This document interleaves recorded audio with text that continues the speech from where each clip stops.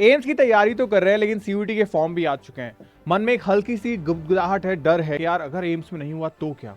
तो क्या safe and रहने के लिए सीयूईटी का फॉर्म डाल दिया जाए? और अगर सीयूईटी का फॉर्म डाल रहे हैं तो क्या इसके लिए हमें अलग से कुछ तैयारी करनी पड़ेगी? मन में ढेरों सारे क्वेश्चंस हैं। इसका एग्जाम पेपर पैटर्न क्या होगा, क्या मैं इसके लिए एलिजिबल भी हूँ, क्या मैं अपने होम टाउन में ही एग्जाम दे पाऊंगा, क्या मुझे होम टाउन का ही कोई अच्छा कॉलेज या मुझे यूनिवर्सिटीज मिल जाएगी? तमाम क्वेश्चंस हैं आपके और ये सारे क्वेश्चंस के डाउट आपके इस वीडियो में सॉल्व हो जाएंगे। मोस्ट वेलकम आप सभी का एक बार फिर से एम्स नर्सिंग इंस्टीट्यूट के शानदार प्लेटफॉर्म पे। मैं आपका मेंटोर, आपका साथी जय, हमेशा की तरह इस बार आपके डाउट्स को लेकर एक ऐसा वीडियो लेके आ चुका हूं जहां सीयूईटी को लेकर हर डाउट आपका क्लियर हो जाएगा। तो स्टार्ट करते हैं जर्नी को हमारे साथ में। सीयूईटी के फॉर्म तो हमारे पास आउट हो चुके हैं, लेकिन सीयूईटी के फॉर्म भरने से पहले बहुत सारे बच्चों को ये डाउट है कि क्या हम इस बार सीयूईटी के लिए एलिजिबल हैं। तो ये बहुत सारी चीजें जो मैं आपके साथ शेयर करने वाला हूं। सबसे पहली चीज अगर बात करें सीयूईटी है क्या एक्चुअल के अंदर। सीयूईटी पिछले कोविड के बाद में ही हमारे पास एक एग्जाम इंट्रोड्यूस किया था गवर्नमेंट ने, जहां पे कॉमन यूनिवर्सिटी यानी कि इंडिया की लगभग सारी यूनिवर्सिटीज मिलकर एक एग्जाम कंडक्ट करवाती है, जिसमें उनके जो भी कोर्सेज होते हैं उन सारे कोर्सेज में एडमिशन लेने वाले बच्चे उस एग्जाम को देते हैं।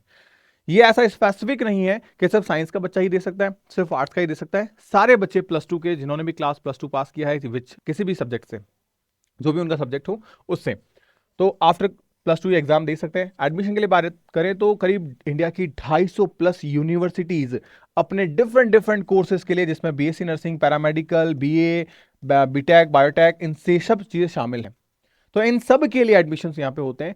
अब आपको फोकस करना है कि आप किसके लिए एलिजिबल हैं और कौन से कोर्स के लिए आप जाना चाहते हो। ये ज्यादा जरूरी चीज है।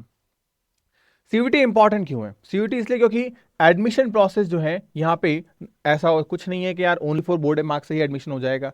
तो वहां पे एक एग्जाम होगा, तो एग्जाम के लिए यानी कि कहने का मतलब है सिंपल शब्दों में डायरेक्ट एडमिशन नहीं है। दूसरा, एंट्रेंस एग्जाम बेस्ड है। इससे हर एक बच्चे को इक्वल अपॉर्चुनिटी मिलती है। लेट सपोज मैं आपसे एक एग्जांपल देता हूं, जैसे एएमयू हो गया हमारे पास, अलीगढ़ मुस्लिम यूनिवर्सिटी, या बीएचयू हो गया, बनारस हिंदू यूनिवर्सिटी। अब यहाँ पे ये यूपी में है तो यूपी वाले बच्चों को ज्यादा अच्छा एडवांटेज मिलना चाहिए। लेकिन अगर सीयूईटी के थ्रू हो रहा है तो हर बच्चे के लिए, चाहे वो आंध्र प्रदेश से हो, तमिलनाडु से हो, झारखंड से हो, राजस्थान से हो, नॉर्थ ईस्ट से हो, कहीं से भी हो, हर बच्चे को इक्वल अपॉर्चुनिटी मिलती है एडमिशन लेने के लिए। बोर्ड में आपके जो भी मार्क्स आ रहे हैं, ठीक है, आपको एग्जाम तो क्वालिफाई करना ही पड़ेगा। तो इससे एक अच्छा एडवांटेज है, यूं नहीं कि 93 वाला है उसको एडमिशन मिल गया, इसको नहीं मिलेगा, तो ऐसा नहीं है। यह सबको इक्वल अपॉर्चुनिटी मिलेगी। सेकंड चीज, क्या क्या इंपॉर्टेंट डेट से मैं अगर बात करूं तो एप्लीकेशन फॉर्म आपके शुरू हो गए हैं 3 जनवरी से। एप्लीकेशन फॉर्म आपके स्टार्ट हो चुके हैं, ये एंड होंगे आपके 30 जनवरी को। लेट फीस के साथ आप 31 जनवरी तक फिल कर सकते हैं। करेक्शन विंडो आपकी 2 से 4 फरवरी को ओपन रहेगी। और एग्जाम होने वाला है आपका मल्टीपल शिफ्ट के अंदर, सीबीटी यानी कंप्यूटर पे ऑनलाइन एग्जाम होता है, जो 11 से 31 मई के बीच में होगा आपका। तो ये पूरा का पूरा स्केड्यूल जो है वो मैंने आपके सामने रख दिया है। अब ऑफिशियल वेबसाइट क्या है इसका, cuet.nta.nic.in। ये एनटीए वही है जो नीट का एग्जाम कराती है। तो इसका मतलब पेपर के लेवल में थोड़ा सा आपको सिमिलरिटीज देखने को मिल सकती है।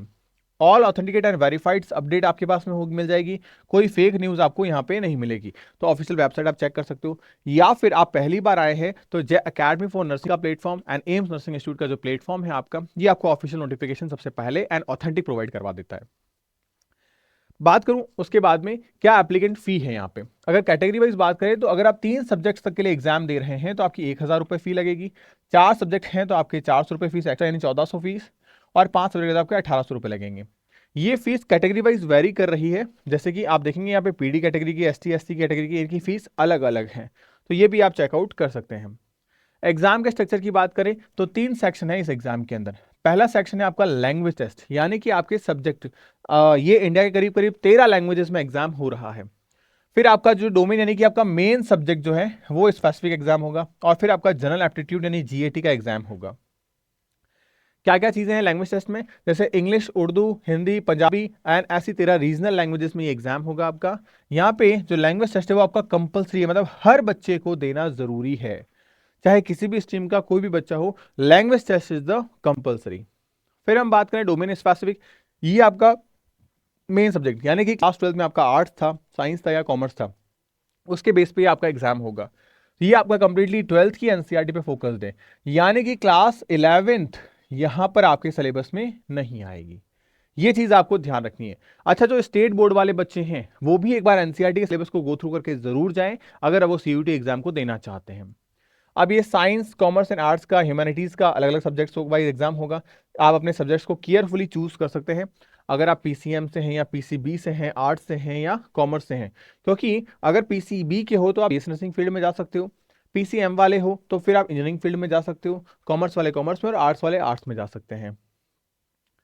जनरल एप्टीट्यूड टेस्ट, इसमें logical reasoning, basic maths, GK and current affairs के क्वेश्चंस होंगे। ये ऑप्शनल है, ये आपके कोर्स वाइज या हो सकता है, मे भी पॉसिबिलिटीज कि आपके कोर्स में ये हो मे भी पॉसिबिलिटीज वो कोर्स में नहीं हो या यूनिवर्सिटीज में नहीं हो। इस हिसाब से ये जो एग्जाम है वो आपके ऑप्शनल है। इसमें logical reasoning, basic maths and जो जीके करंट अफेयर्स है ये आपका सिलेबस रहता है। टोटल सब्जेक्ट रूल की बात करें तो आपके 5 सब्जेक्ट आप मैक्सिमम टोटल ले सकते हैं, जिसमें आपका लैंग्वेज, डोमेन एंड जीएटी, ये कुल मिला के 5 हो गए।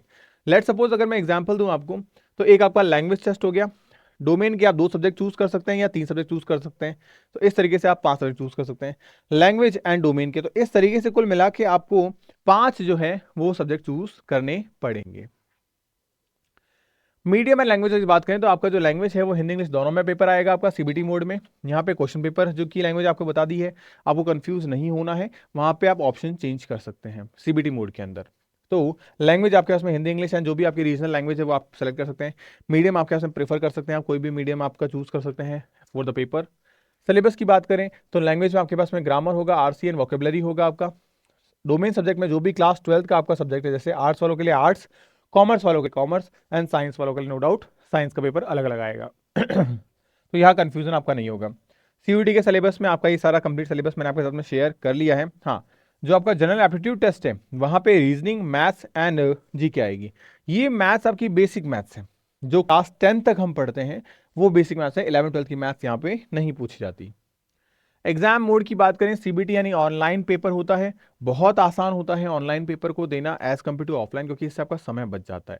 अगर आपको डर लगता है कि भैया ऑनलाइन पेपर कैसे होता है, तो आप हमारी एप्लीकेशन को डाउनलोड करके वहां पे आपके लिए ऑनलाइन टेस्ट अरेंज कर रखे हैं हमने फ्री ऑफ कॉस्ट। आप वहां जाके ऑनलाइन टेस्ट का अनुभव ले सकते हो, जिससे आपको ये पता चल जाएगा अच्छा ऑनलाइन टेस्ट किस तरीके से दिए जाते हैं, ताकि चीजें आपके लिए आसान रहेगी। ठीक है, अब एग्जाम सेंटर जो है वो एनटीए खुद आपको अलॉट करेगा कि आपका सेंटर कहाँ आता है। परेशानी वाली बात नहीं है, आपके घर सेंटर जो भी आपका आसपास की सिटी है वहां पे सेंटर आपको मिल जाएगा। अब पे बात करें सब्जेक्ट वाइज, आपके 50 क्वेश्चंस होते हैं, हर सब्जेक्ट वाइज आपको 60 मिनट मिलते हैं। टोटल मार्क्स आपके सब्जेक्ट वाइज 250 मार्क्स का पेपर आपके पास देखने को मिलता है, क्योंकि एक क्वेश्चन 5 मार्क्स का आता है। नेगेटिव मार्किंग -1 है यहाँ पे आपकी। अब बात करें कौन कौन एलिजिबल है इसके लिए, जो 12th पास है वो, जो 12th अपीयर कर रहा है इस साल बोर्ड एग्जाम दे रहा है वो भी इसके लिए है। एज लिमिट की बात करें तो आपके पास में 17 साल कम से कम है, बाकी कोई यूनिवर्सिटी स्पेसिफिक एज है तो है, बाकी इसमें अपर लिमिट कोई नहीं है। मोस्टली जो है वो स्पेसिफिक रूल्स आप एक बार चेक कर सकते हैं यूनिवर्सिटी वाइज भी। अब सब्जेक्ट की मैपिंग के बारे में बात करें, आप जिस भी सब्जेक्ट जो भी कोर्स की एलिजिबिलिटीज है उसके हिसाब से चेक कर सकते हैं। जैसे मान लो अगर डीयू है तो डीयू जो है वो क्लास 12 के सब्जेक्ट को ही एक्सेप्ट करती है। अब क्लास 12 में जैसे जो भी आपका सब्जेक्ट होता है उन्हीं सब्जेक्ट का पेपर आपका होगा। ये दिल्ली यूनिवर्सिटी की खासियत है। अगर आप गलत सिलेक्शन कर लेते हो पेपर का और फिर आपके एग्जाम में वो पेपर नहीं आता, तो आपका एडमिशन प्रोसेस में दिक्कत हो सकती है, प्रॉब्लमेटिक हो सकती है चीज़ें। तो एक बार आप ये चीज़ें भी जरूर से चेकआउट करिएगा। फिर बात करें यूनिवर्सिटीज कौन कौन सी, जितनी भी सेंट्रल यूनिवर्सिटीज है इंडिया की, स्टेट यूनिवर्सिटीज हैं, प्राइवेट यूनिवर्सिटीज है, जिन्होंने एफिलेटेड कर रखा है खुद को सीयूटी के साथ में, उन सब के अंदर एडमिशन हो जाता है। और इसकी प्रॉपर आपको ब्रोशर लिस्ट मिल जाती है कि कौन कौन सी यूनिवर्सिटीज या कौन कौन से कॉलेजेस जो हैं वो सीयूटी के अंडर आते हैं। तो ये भी आप एक बार चेकआउट कर सकते हैं। अब अपने सेलेक्ट सब्जेक्ट को कैसे चूज कर सकते हैं, आपको अपने कोर्स को चूज करना है, यूनिवर्सिटीज को चूज करना है, एलिजिबिलिटीज चेक करनी है, फिर आपको फाइनलाइज सब्जेक्ट चूज करना है और फिर आपको फॉर्म फिल करना है। ये 5 स्टेप है, मोस्ट केयरफुल आपको यही रहना है, ये सबसे इंपॉर्टेंट है। यहां एक मिस्टेक और सब कुछ गड़बड़ हो सकता है। तो सबसे पहले आप अपने कोर्स को चूज करें, किस कोर्स के लिए जाना चाह रहे हो, फिर आप चूज करो कि क्या वो कोर्स किसी पर्टिकुलर यूनिवर्सिटी में है भी या नहीं, और अगर है तो क्या आप उसकी स्पेसिफिक एलिजिबिलिटी क्राइटेरिया को फॉलो कर रहे हो नहीं कर रहे हो, और अगर कर रहे हो तो फिर अपने फाइनलाइज सब्जेक्ट को चूज कर लो जो आपका वहां पे दे रखा है कि इस यूनिवर्सिटी में क्या सब्जेक्ट हो रहा है और क्या वो मेरे क्लास 12 में मैच कर रहा है, मुझे एडिशनल मेहनत तो नहीं करनी, और वही सब चीजें हैं तो फिर आप अपने उस फॉर्म को फिल कर दो। तो ये पूरा एक बेसिक प्रोसेस हो गया जो मैंने आपके साथ में शेयर कर दिया है। फिर हम बात करें फॉर्म के लिए, तो आप जब ऑफिशियल वेबसाइट पे जाओगे तो कुछ इस तरीके की वेबसाइट आपको देखने को मिलेगी। यहाँ पे आपका सिलेबस सेगमेंट आ जाएगा, इन्फॉर्मेशन बुलेटिन आ जाएगा, आपका यूनिवर्सिटी की लिस्ट आ जाएगी आपकी। तो ये पूरा सेगमेंट आपको इस तरीके से देखने को मिल जाएगा ईजिली आपके पास में। जो स्टेप बाय स्टेप मैंने चीज़ें बताई हैं वो सारी चीज़ें आपको इस तरीके से देखने को मिल जाएगी। अब प्रिपरेशन कैसे करें? सबसे पहली चीज़ मैंने आपको बताया कि एनसीईआरटी ही मेन चीज़ है।